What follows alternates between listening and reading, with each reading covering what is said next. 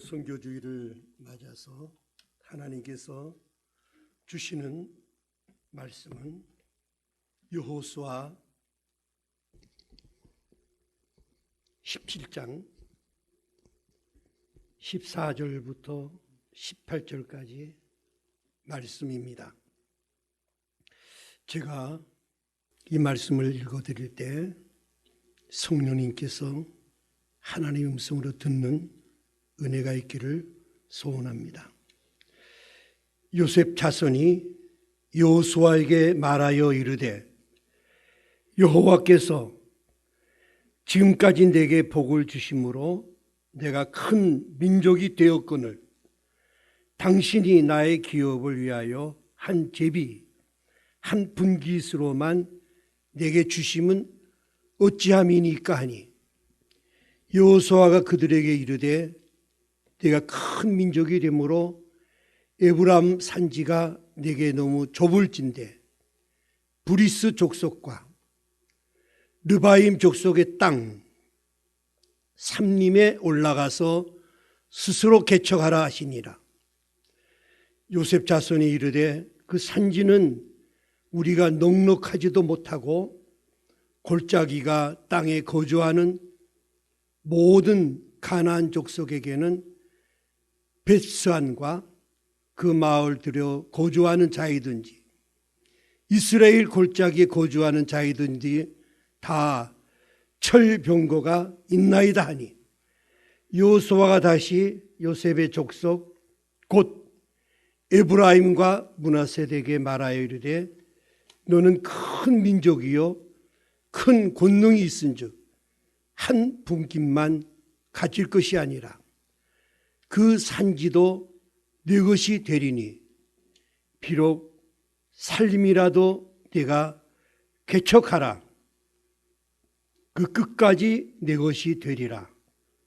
가나안 족속이 비록 철병거를 가졌고 강할지라도 네가 능히 그를 쫓아내리라 하였더라.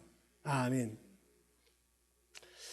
우리 새해를 맞아서 여러분과 또한 우리 함께 동역하시는 선교사님들, 특별히 이 시간도 해외에서 지금 선교에 고군분투하시는 우리 선교사님들 모든 가정 위에 하나님의 은혜와 평강이 넘치시기를 간절히 소원을 드립니다. 우리 한생명교회는 우리 개척 초기부터 새해가 시작되면서 처음 하나님께 선교에 대한 헌신을 드리기로 계속 이어져 왔습니다. 저는 교회가 시작되면서부터 우리 목양실에 큰 세계의 지도를 이렇게 바라보면서 선교의 비전을 갖게 되고 또 전략을 세웠습니다. 우리 한생명교회가 설립된 것은 참 20세기가 다 저물어가는 그때 시작이 되었습니다. 그때 우리 세계 선교의 그 전략은 1989년도에 로이스 비시 박사가 미전도 지역 선교 여기에 집중적으로 말씀하시면서 그때 1040 윈도우 이 말씀은 10, 40이란 말인데 창 10은 북이 40도 40은 남이 40도 윈도우 창 거기에 있는 나라를 집중적으로 그 선교를 하라. 거기가 90% 이상이 미전도 복음이 전파되지 않은 지역이기 때문에 거기를 집중적으로 선교의 지로 목표로 삼았던 것입니다. 우리 한생명교회도 그때 그 선교의 세계 선교의 전략을 가지고 많이 노력했습니다. 그 지역을 우리 지도상에서 보면은 거의 세계 인구가 거의 집중이 됐습니다. 그 큰 나라는 중국, 인도, 그 두 나라만 합쳐도 거의 30억 인구가 되죠.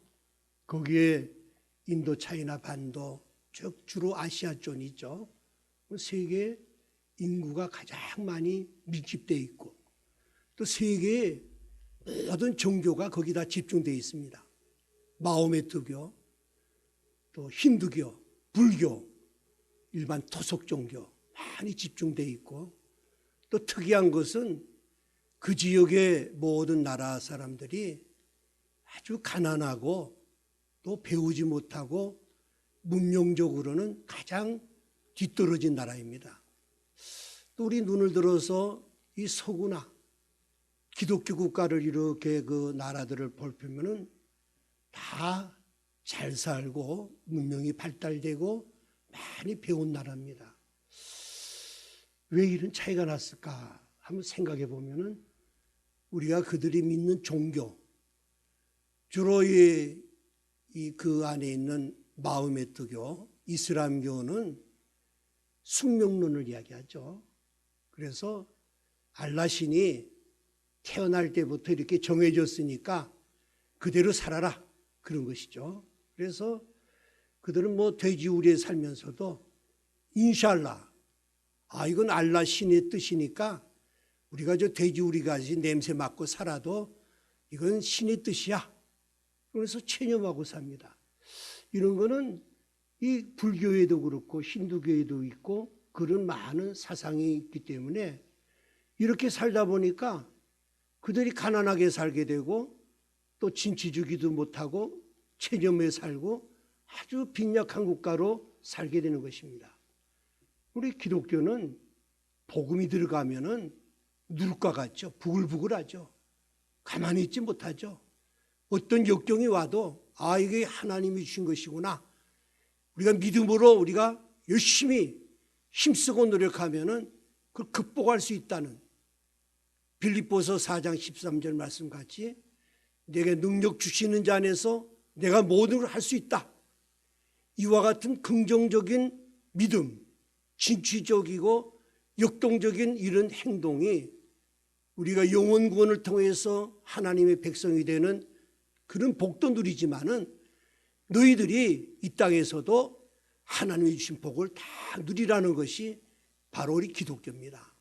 그래서 우리가 북한 같은 데 못 사는데 뭐 우리가 쌀도 주고 다 해야 되지만은 근본적인 것은 복음이 들어가면은 그들이 움직이고 하면서 힘써서 그 복을 받게 되는 것입니다.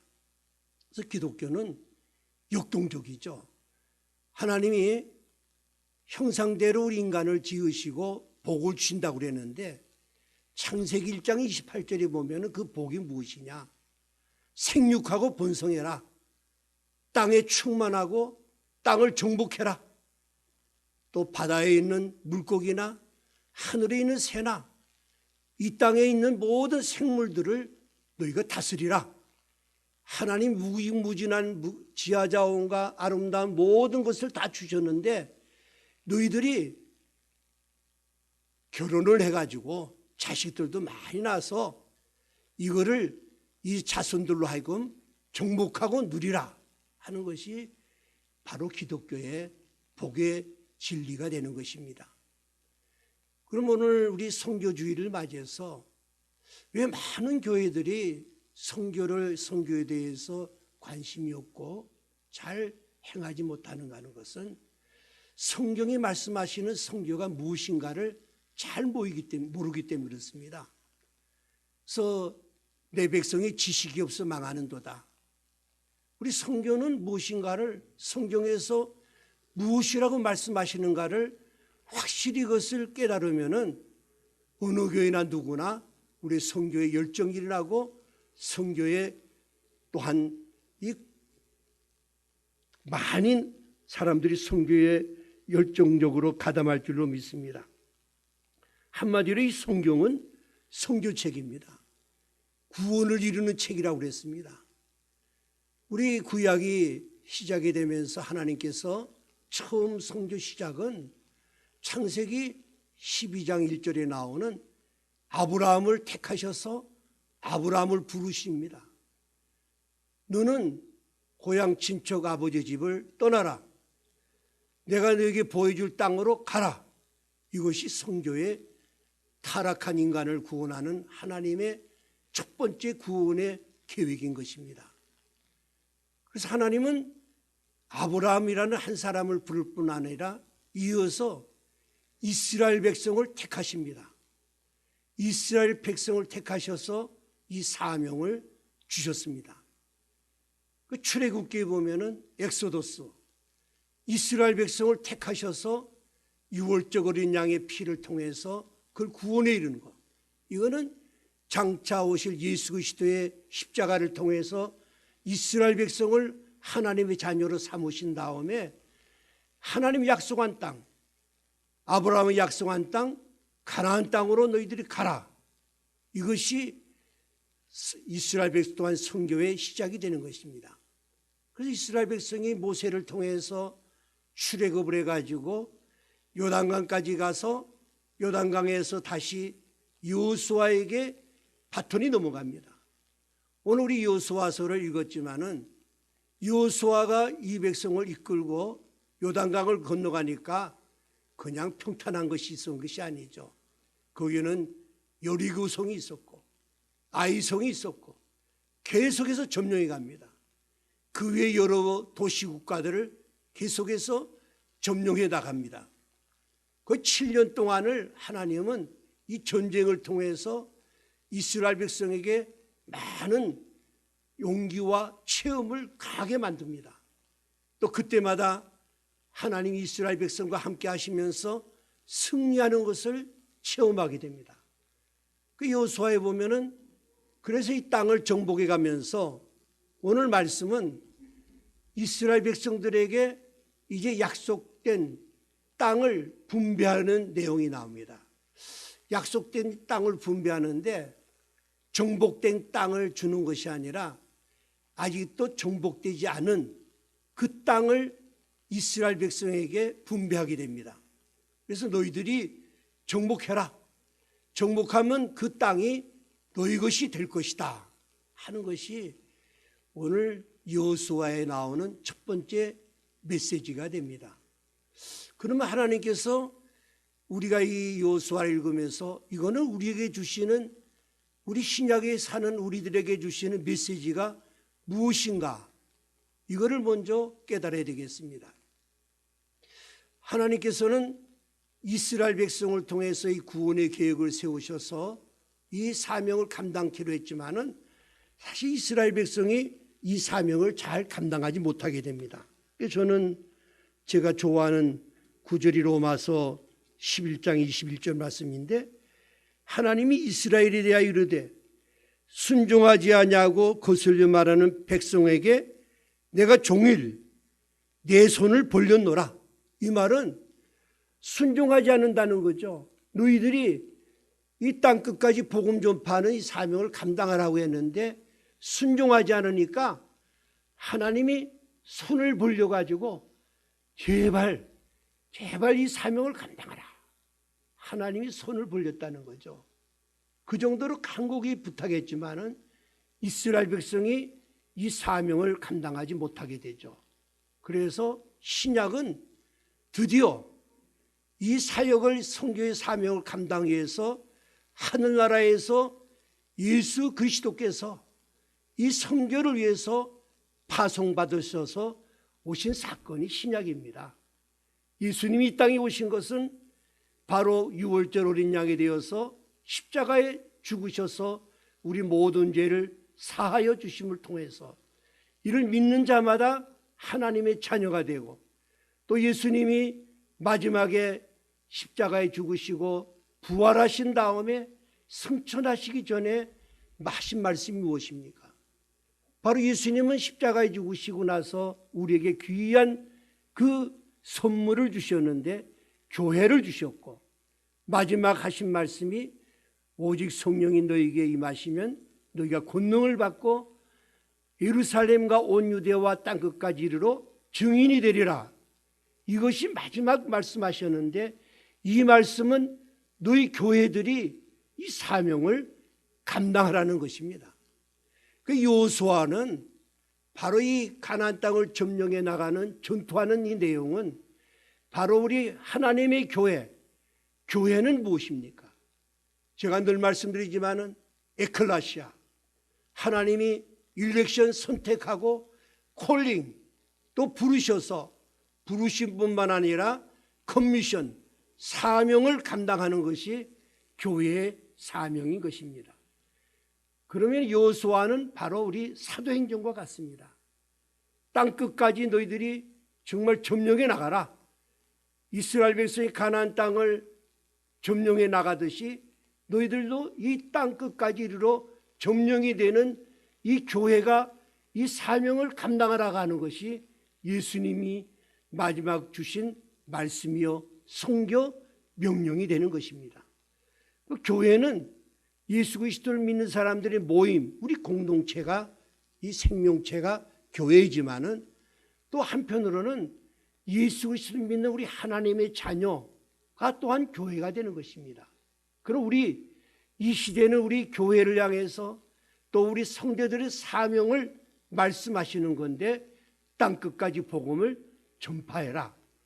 이 가나안은 우리가 우리 246장 찬양할 때 가나안 복지 귀한 성에 들어가면은 우리가 장차 들어갈 하늘나라가 가나안이 되지만은 그 하늘나라에 가서 뭐 전쟁합니까? 한편에 이 땅에 살면서도 가나안 하나님 약속하신 놀라운 축복이 하나님 말씀대로 다 이 약속을 해놨는데 너희들이 가나안 이 복을 받아라. 이 복을 받는 비결이 나오는데 이 비결은 우리 자연의 질서는 어떻습니까? 저 꽃이 때가 되면 꽃이 피고 열매를 맺고 그저 따먹으면 되지만은 우리 인간은 하나님의 형상대로 지은 중에 가장 큰 복이 자유의지를 줬습니다. 그래서 우리가 결정을 하게 되고 결정한 것을 순종해 나갈 때 그 하나님의 약속 말씀대로 순종해 나갈 때 가나안 하나님의 약속의 복이 있습니다. 우리가 새해 되면은 과거에는 그랬습니다. 저 기도원에서도 그렇고 교회에서도 축복 성회를 했습니다. 그래서 하나님의 축복을 많이 빌어주고 그래서 복을 받는 그런 성회가 아주 크게 이루어졌습니다. 그러나 우리의 기독교는 참 복의 종교입니다. 처음에 제가 말씀드렸지만은 영혼 구원, 믿음으로 영혼 구원해서 천국 백성 되는 거 큰 가나안 땅에 들어가는 게 얼마나 큰 복입니까? 그러면은 가나안 땅에 나중에 천국 가는 것만 복입니까?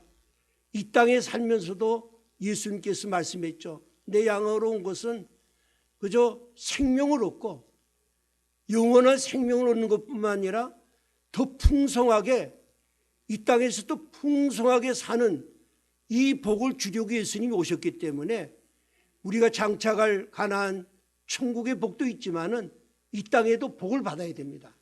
그 복을 받는 비결은 그냥 자연의 질서같이 저절로 되는 것이 아니라 우리가 하나님의 말씀의 약속의 말씀을 붙들고 그대로 순종해 나갈 때 하나님이 복을 주시는 것입니다. 우리 기복신앙은 무엇입니까? 우리 이제 물질을 얻으려면은 우리 그리스도인들도 열심히 나가서 지혜를 가지고 연구하고 사업을 할 때 아주 분투 노력해서 얻는 것이 하나님 주시는 복입니다. 우리 공부하는 것도 그렇습니다.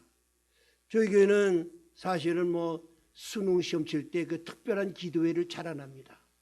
왜냐하면은 우리나라 사람들이 잘못된 신앙을 가졌기 때문에 그때 기도만 하면은 우리 자녀가 그저 무조건 합격이 되고 그렇게 얘기하지만은 그래서 헌금도 하고 뭐 그때 얼마나 야단 법석을 합니까? 교회 안 나오도 나 기도하지만은 그러나 성경은 그렇게 말씀하지 않습니다.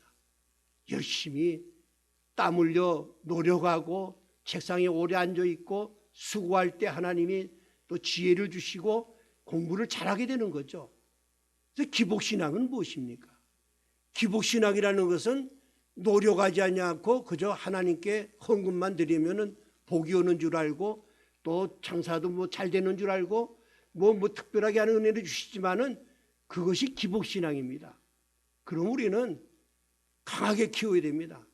승리하려면 강하게 해야 됩니다. 특히 이 말씀하시는 것은 이 복음주의 시대는 자유경쟁 시대입니다. 경쟁을 해서 자기 탤런트를 가지고 승리하라는 것입니다. 우리가 자녀를 키울 때도 마찬가지입니다. 우리 성경에 보면은 결혼할 때 주님이 준 축사가 뭡니까? 너희들이 남자가 결혼하면은 부모를 떠나라. 굉장히 중요한 것입니다.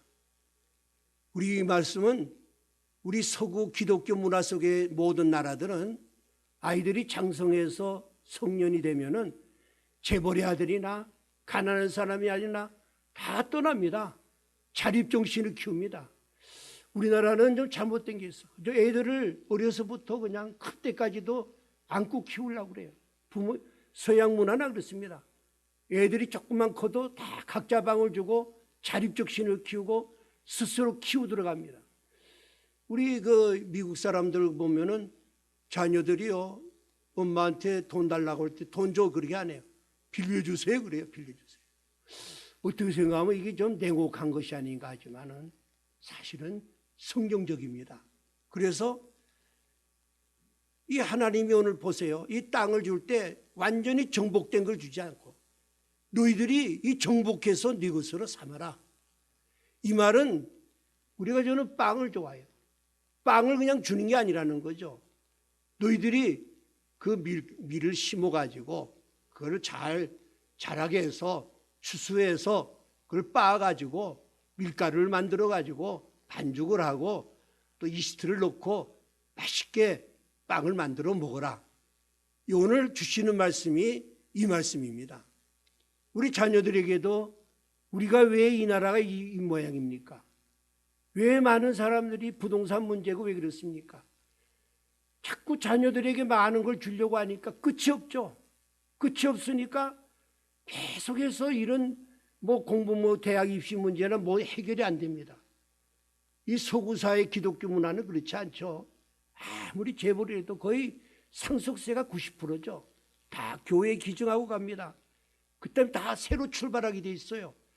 열심히 결혼해가지고 집도 자기 노력에 사고 또 그래서 가구도 사고 거기에서 사는 것이 성경의 진리죠. 우리 국가도 마찬가지입니다. 이 경제도 마찬가지입니다. 이 경제도 성경이 말하는 이야기하는 자유경쟁 시대, 자유경쟁을 해서 해라. 이건 우리 민주주의국가에서는 자유경쟁을 합니다. 근데 공산주의 국가는 어떻게 합니까? 통제합니다. 모든 게 국가가 통제해서 이래라 저래라. 기업도 국가가 통제하죠. 나중에 소련이 엄청나게 컸죠. 지금 우리가 아는 중앙아시아도 그다 소련 땅입니다. 키르기스탄, 나중에 소련이 무너지고 나가지고 아직도 지금 키르기스탄 여기 전부 못 살아요. 왜 못 사냐면은 지하 자원이 많은데도 소련이 키르기스탄은 목축만 해. 우즈베키스탄은 뭐만 해. 농사만 줘. 이게 나중에 이 자유가 오니까 훈련이 안 됐어요. 그러니까 아직까지도 일어서지 못해요. 성경은 이래서 지금 부동산 문제도 그래요. 자유경쟁으로 놔두면 가격이 조정이 되는데 국가에서 자꾸 이거를 통제하니까 자꾸 뛰죠. 이거는 우리에게 굉장히 중요한 메시지가 되고 우리 교회도 마찬가지입니다. 우리 신도시에 지금 판교 신도시에 가장 크게 큰 교회 이름은 이야기 안 하지만은 그 800억인가 들었습니다. 근데 교회는 얼마 안 됐어요. 거의 빚으로 졌어요. 왜냐하면은 이렇게 지면은 시설이 좋으니까 교원이 많이 몰릴 것이다. 그것이 하나님의 성에 불과 200몇십억의 경매에 넘어갔어요. 왜 그렇습니까? 저나 우리 처음에 가정부터 시작하고 교회를 처음에 개척하고 조금 늘어나면은 조금 땅을 사서 또 늘어나가고 또 건물을 조금 넓혀나가고 차츰차츰하면서 하나님의 뜻대로 정말 눈물의 기도와 이걸 통해서 성장해가는 이것이 바로 오늘 주시는 메시지가 됩니다. 개척을 하는 거죠. 스스로 개척해서 나가라. 예수님이 뭐라고 말씀하셨습니까? 천국은 침노를 당하나니 침노 당하는 자가 빼앗느니라. 오늘 이 시대에 우리가 지금 할 일이 무엇입니까? 우리 그리스도인들부터 정말 우리가 복지국가라고 해가지고 전부 공짜만 바라는 것이 아니라 두 주먹을 싣고 나가서 일하고 땀 흘려서 점령해 나가는 것, 이것이 오늘 주시는 하나님의 메시지가 되는 것입니다. 이 두 번째 주시는 메시지는 이 땅을 분배하는 데 문제가 생겼어요. 왜 문제가 생겼냐면은 요셉 자손이 이제 에브라임 지파 또 므낫세 지파 큰 지파로 하나님이 복을 줬는데 땅을 이렇게 분배하는 게 적다는 거죠. 그게 불평을 합니다. 그러니까 이 요수아가 뭐라고 대하면 요수아도 요셉 지파니죠. 야, 살림이라도 스스로 개척해라. 아, 거기는 거인이 있고 철병거가 있고 어떻게 도저히 못하겠습니까? 하니까 오늘 18절 말씀이 참 중심적인 말씀입니다. 그 산지도 네 것이 되리니 비록 살림이라도 네가 개척하라. 그 끝까지 네 것이 되리라. 가나안 족속 비록 철병거를 가졌고 강할지라도 네가 능히 그를 쫓아내리라. 여러분, 이 시대를 한번 봅시다. 우리 한생명교회를 제가 이제 개척하면서 오면가도 수많은 환난과 어려움이 있었어요. 그래서 지금 같은 어려움은 참 겪어보지 못했어요. 저도 인생을 거의 이제 80줄에 들어가지만 그 오랫동안 살면서 나라의 어려움도 있었지만은 이와 같은 위기를 얻지 못했습니다. 이 코로나 이거는 뭐 그 바이러스를 통해서 육신의 건강을 해치고 생명까지도 뺏어가는 위험도 있고 이를 통해서 모든 사회가 지금 다 마비가 되고 사업이 망하고 직장을 떨려나가는 이런 고통이 있는데 이 고통보다 더 큰 고통이 뭡니까? 코로나 브루죠. 이로는 이 정신적인 갈등, 우울증 이거는 말도 못합니다. 미국에서 1차 세계대전이 났을 때 미국 많은 부모들이 자식을 전쟁에 내보내고 많은 희생을 했지만은 그 희생자보다 더 많이 죽은 것이 그 부모들의 그 두려움과 그것 때문에 죽은 숫자가 더 많다고 하죠. 지금 우리 시대에 중요한 게 뭡니까? 지금 모든 것이 멈춰 있어요. 완전히 잠잠해지고 체념 상태에 들어갔습니다. 그런데 지금 국가나 이런 데는 야, 어떻게든지 그냥 물질적인 거 좀 걱정하고 이런 문제, 그저 육신의 생명 걱정하지만은 우리가 염려되는 것은 정신적인 이 질병, 이거 못 고쳐요. 이건 엄청나게 번지기 시작하고 더 나아가서는 영적인 병입니다. 이 문제를 해결할 것은 교회가 해야 되는데 교회는 예배를 통해서 주시는 말씀을 통해서 또 교제를 통해서 이를 통해서 우리가 위로하고 세상을 끌어가야 되는데 이 교회가 완전히 예배를 드리지 못하고 이 교제하지 못하고 하나님과 교제하지 못하고 사람과 교제하지 못하고 그걸 위로하지 못하고 또 일하지 못하고 우리 선교사들이 지금 다 정체되어 있는 상태, 큰 위기를 당했습니다. 이 위기를 극복해야 됩니다. 이 위기를 구하는 것은 뭐 대통령도 할 수 없습니다. 바로 우리 교회만이 이 사명을 감당하기 때문에 빨리 우리 교회가 이 예배가 회복이 되고 빨리 와서 움직여서 하나가 돼서 주의 일을 감당할 때 이 일을 감당할 수 있습니다. 어떻게 보면은 안준뱅이가 됐어요. 안준뱅이. 루스드라에 보면은 남에서 안준뱅이 있었죠. 여러분, 안준뱅이와 남에서 안준뱅이들은요 아주 편하답니다. 그저 뭐 한 푼 주면 먹고 살고 완전 체념해 있어요. 바울이 복음을 전할 때 그 복음이 들어갔을 때 믿음이 생길 때 네가 일어나 걸어라 할 때 그 복음의 능력을 통해서 안준뱅이 일어나서 걸어나서 뛰고 하나님을 찬양했던 것입니다. 사도 바울은 뭐라고 했습니까? 뒤에 것은 잊어버리고 앞에 있는 것을 잡으려고 표대를 향하여 그리스도 예수 안에서 하나님이 위에서 부르심의 상을 향하여 달려가노라. 우리 금년의 표가 깨어있으라. 영적으로 깨어있고 일어나서 걸어서 될 문제가 아닙니다. 달려가야 됩니다. 뒤의 것은 잊어버려야 됩니다. 오직 앞을 향해서 위를 바라보고 하나님의 부르심의 상, 이 비전을 바라보고 땅을 바라보면 안 됩니다. 낙심할 수밖에 없어요. 이 땅에는 죄악이 극성하니까 낙심할 수밖에 없습니다. 우리가 이 비전을 가지고 달려가는 우리 모두 되시기를 바랍니다. 또 하나 이제는 이 장애물이 생겼습니다. 첫 번째 장애가 뭡니까? 이게 이들이 불평하는데, 불평하는 내용이 우리 하나님이 우리에게 복을 줘서 큰 민족을 되는데 이 땅 가지고 됩니까? 우리에게 좀 복을 많이 줘, 땅도 많이 줘야 될 거 아닙니까? 이리 불평을 합니다.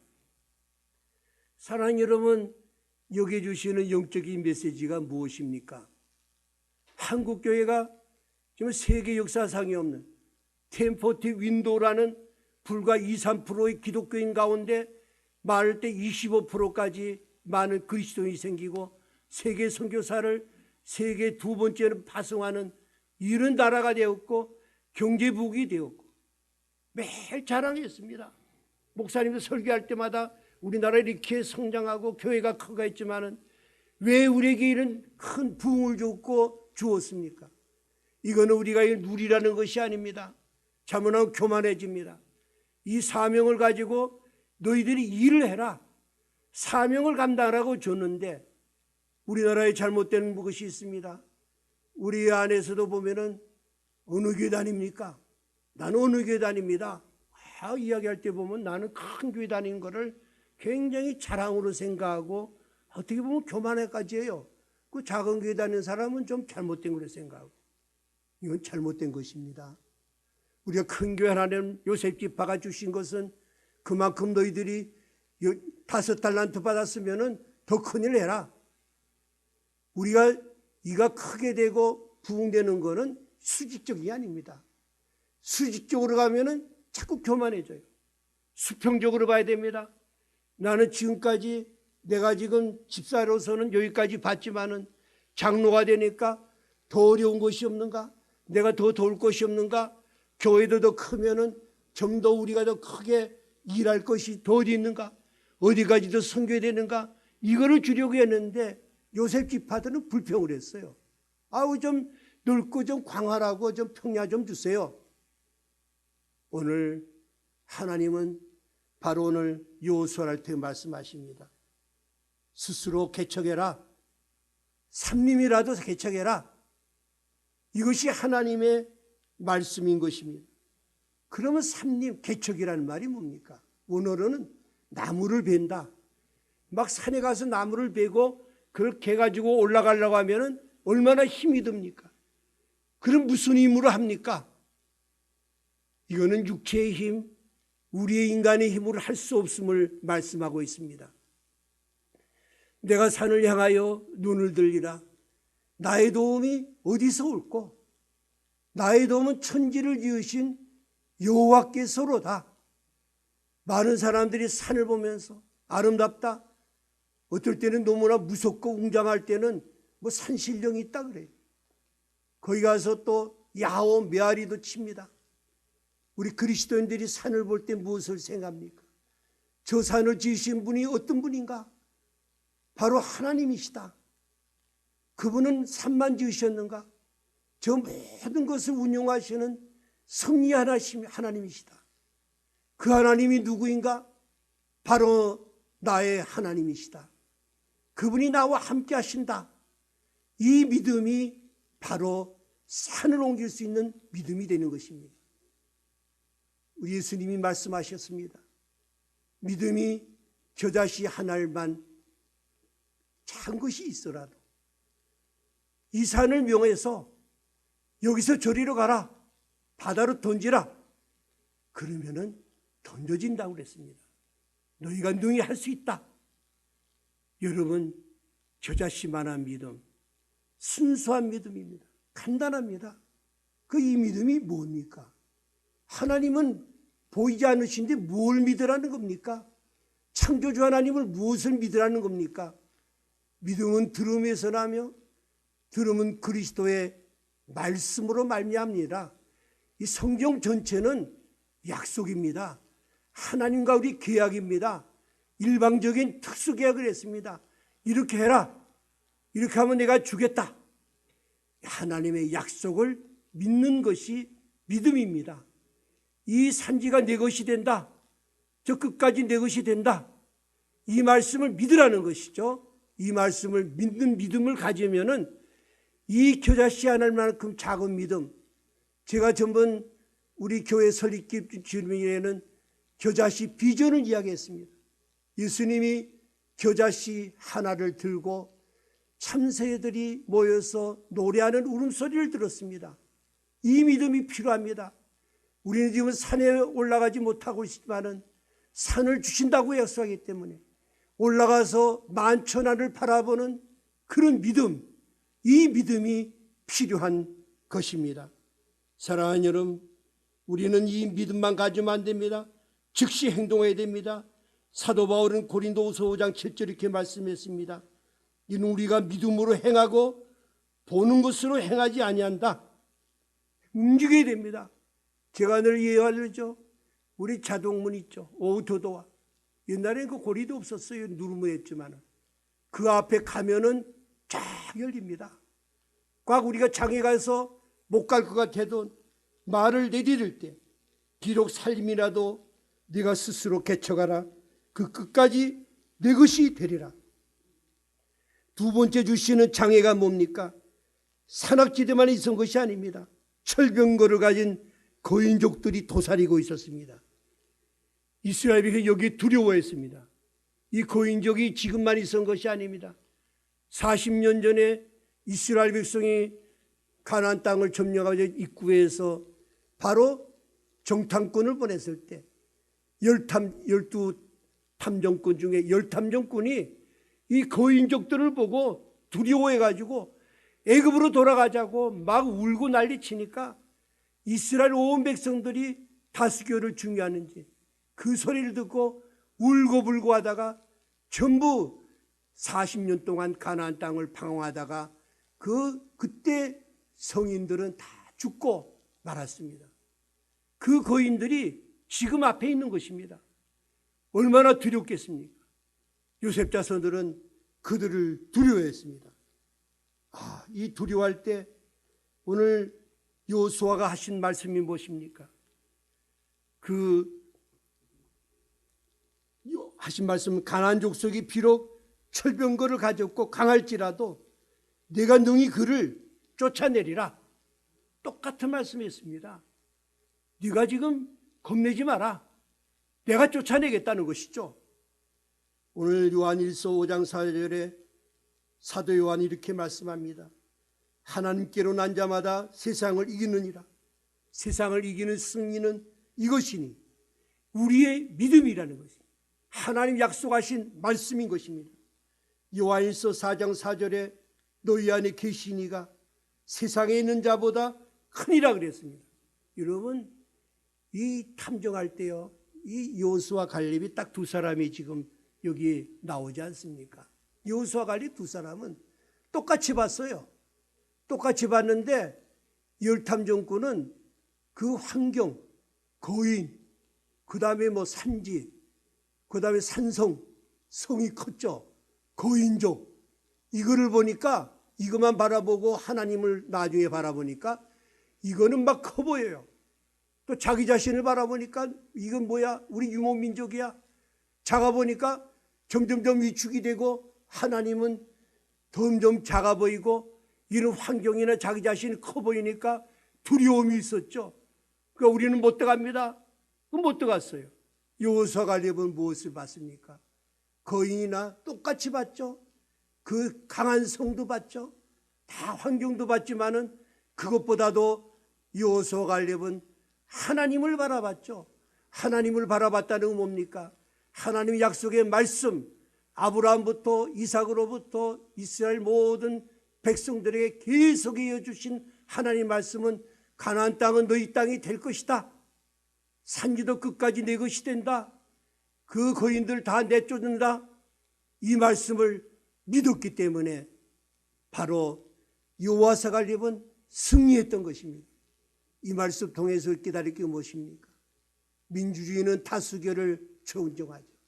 교회에서도 우리 다수결로 하지만은 다수결보다 더 중요한 것은 하나님의 약속의 말씀인 것입니다. 교회에서도 왜 풍파가 나고 깨집니까? 많은 사람들이, 지도자들이 잘못된 길로 갈 때 많은 사람들이 저기 옳은 줄 알고 쫓아가다가 다 넘어지게 되는 것입니다. 우리는 좌로나 우로나 치우치지 말고 오직 하나님의 말씀은 캐논은 자입니다. 여기에 기준에서 여기에 틀린 건 틀립니다. 목사가 누구라 이야기해도 틀린 건 틀린 거고 하나님 말씀만이 옳기 때문에 내 안에 계신 예수 그리스도, 그분은 모든 만물을 창조하시고 약속을 지키시는 신실하신 하나님, 이 하나님을 여러분이 붙들고 간다면 어떠한 어려움이 있어도 인내를 가지고 궁극적으로 최고의 믿음이 뭡니까? 하나님께 맡기는 것입니다. 영적인 의미에서 이 거인은 무엇을 이야기합니까? 바로 사탄과 마귀의 세력을 이야기하는 것입니다. 우리 영적 전쟁, 가나안의 그 전쟁도 사탄과의 영적인 전쟁이요, 우리가 이 사도행 1장 8절 말씀과 같이 땅끝까지 복음을 전파하는데도 영적 전쟁입니다. 지상의 교회는 바로 전투적인 교회입니다. 많은 분들이 그래요. 요새 예배드리고 집에 있으니까 더 편하고 더 은혜롭고 좋아요. 그 교회는 은혜를 받으면은 사명을 감당하기 위해서 전투적으로 나가야 됩니다. 나가 싸워야 됩니다. 선교사들은 현지에 나가고 우리 삶의 현장에 나가서 싸우는 것이, 그것이 바로 영적 전쟁의 선교가 되는 것입니다. 우리 모두가 다 선교사죠. 그래서 우리 싸움의 상대가 뭡니까? 사도 바울이 그런 이야기했죠. 에베소 6장 15절, 우리의 씨름은 혈과 육을 상대하는 것이 아니다. 통치자들, 권세들, 이 어둠의 세상의 주관자들, 하늘에 있는 악한 영들과 싸우는 것이다. 여러분 이거 잘 알아야 됩니다. 가정에 일어나는 일, 국가에 일어나는 일, 교회에 일어나는 일, 특별히 교회, 마틴 루터가 그랬죠. 교회 지붕 위에 마귀 새끼들이 기어다닌다고 그랬죠. 호시탐탐해요. 조금만 그냥 방심하면 들이공격합니다. 교회를 분란시키고 가정을 깨뜨리고 한 생명이 주님 앞에 돌아오는데 그냥 바라가면서 막는 모든 것들은 사탄의 세력이죠. 이걸 알아야지 인내할 수 있지. 부부간에도, 부모 자식 간에도 사탄의 역사가 일어날 때 이걸 사람으로 보면 참지 못해요. 저 배우의 정말 배우하는 저 사탄 세력, 예수님을 내쫓아야지. 이런 마음을 가질 때 인내하고 궁극적으로는 주님 앞에 맡길 때 승리하는 것입니다. 예수님이 베드로의 신앙 고백, 주는 그리스도의 살아계신 하나님의 아들입니다 하고 고백 들을 때 너무나 기뻐가지고 이 베드로를 칭찬한 다음에 하신 중요한 말씀이 있죠. 내가 교회를 세우리라. 교회는 주님이 세우십니다. 한생명교회도 주님이 교회를 세우셨습니다. 왜 세우신가를 말씀합니다. 음부의 권세가 이기지 못한다. 음부의 권세라는 음부는 사탄, 마귀, 적입니다. 권세는 문을 이야기합니다. 우리 교회는 양사방으로 성문이 있는데 이 마귀들이 성문을 지키고 계속해서 공격한다는 거죠. 우리는 잠시라도 가만히 있으면 안 돼요. 예수님 말씀하시는 것은 너희들이 수비하지 말고 공격해라. 공격해서 저 성문을 뚫고 나가라. 나가면 생명력이 있다. 하나님의 복이 있다. 이 교회가 이 사명을 감당하라는 것입니다. 사랑하는 여러분, 이 메시지는 중요한 의미가 있습니다. 사탄은 지금도 얘기합니다. 코로나 때문에 예배 안 드리고 집에서 드리면 못돼. 은혜 받는 건 은혜 받을 수 있지만은 사탄의 공격, 우리가 공격을 할 수가 없습니다. 우리가 함께 두세 사람으로 이름이 내 모인 곳에 함께 모여서 기도하고 함께 한 마음을 가지고 공격에 들어가고 세상 끝까지 땅 끝까지 복음을 전파하는 이 사명을 감당하기 위해서는 우리가 빨리 예배가 회복되고 함께 우리 성찬식도 하고 세례식도 하고 함께 모여서 기도하고 떡을 나누면서 힘을 가지고 세상적으로 공격해 나가야 됩니다. 그래서 우리 사도 바울이 에베소서에 그 사탄과 공격하는데 그 두 가지가 있죠. 믿음의 방패. 방패는 공격해오는 걸 막는 겁니다. 근데 예수님 말씀하시는 교회는 공격해라. 공격하는 것은 무기를 줬는데 바로 성령의 검 하나님의 말씀과 길을 통해서 공격해라. 공격하면은 무조건 예수님은 이긴다고 그랬어요. 예수님이 이미 십자가에서 마귀를 멸했기 때문에 예수님의 이름으로 말씀으로 물리치면은 마귀는 물러가게 되는 것입니다. 끝까지라고 그랬습니다. 끝까지라는 말은 두 가지를 의미할 생각할 수 있습니다. 공간적으로 사도행 1장 8절 말씀같이 오직 성령이 너희에게 임하시면 권능을 받으면 예루살렘 온 유대 정말 사마리아 땅끝까지 모든 지구촌 곳곳에까지 나가는 걸 이야기하고 또 하나는 마태복음 28, 20절 말씀까지 볼지어다 세상 끝날까지 내가 너희와 항상 함께 있겠다. 예수님 오실 때까지 저는 우리 인간의 개인적인 종말이 올 때까지 예수님이 함께 하신다는 끝까지 함께 하시는 것을 믿으시기를 바랍니다. 우리 성교 역사를 자세히 하나님은 다 택하신 게 있죠. 이스라엘이 잉글랜드를 택했어요. 영국 정말 바이킹족을 택해가지고 그들을 통해서 해가 지지 않은 나라로 세계 곳곳에 선교를 감당했던 것입니다. 그 바톤이 미국으로 갔죠. 미국에 가서 청교도 102명이 그들이 세계 선교를 하면서 지금도 4만 몇천 명이라는 많은 기독교 국가를 세우고 선교사를 파송함을 통해서 저는 그 정복한 땅을 네 것이 되리라. 호주 같은 나라 영국 거저줬죠. 알라스카 소련이 그 500만 분인가 그 팔았어요. 거저줬어요. 소련 땅은 다 잊어버렸어요. 미국은 계속에 점령해 가고 있습니다. 그 바톤이 우리 한국에 왔어요. 아까 얘기했죠. 템포티 윈도에 이 조그만 반쪽 있는 나라 대한민국 세계 10대 강대국으로 만들고 세계 3만 몇천 명의 선교사를 2위로 만들고 앞으로는 아마 으뜸이 될 겁니다. 그와 통해서 경제적인 부흥이 생기고 우리 한생명교회를 통해서 얼마나 우리 불모지를 개척했습니까?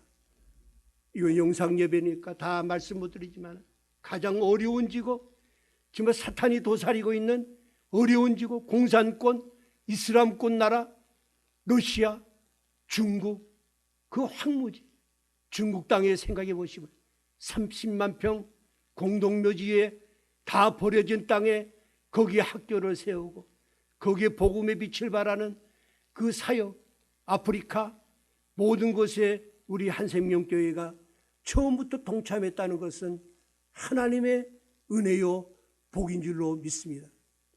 우리는 앞으로 더 나가야 됩니다. 한생명교회의 비전이 있습니다.